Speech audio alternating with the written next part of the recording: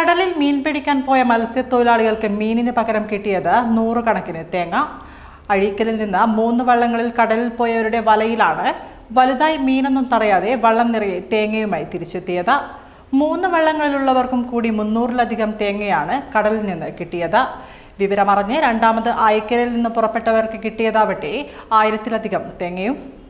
അഴീക്കലിലെ KK ബൈജുവിന്റെ ഉടമസ്ഥതയിലുള്ള ശിവഗംഗ എന്ന വലിയ തോണിയിലും മറ്റ് 2 കാരിയർ വെള്ളങ്ങളിലുമായാണ് 25ഓളം പേർ ചൊവ്വാഴ്ച രാവിലെ 6:30 കടലിൽ പോയത്.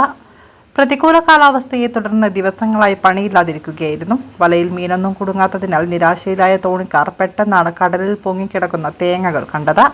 കാരിയർ വെള്ളത്തിലുള്ളവർ കൈകൊണ്ടും മീൻകോരി ഉപയോഗിച്ചും തേങ്ങ വള്ളത്തിലടുപ്പിച്ചു. 3 പേരാണ് ചെറിയ തോണിയിലുണ്ടായിരുന്നത്.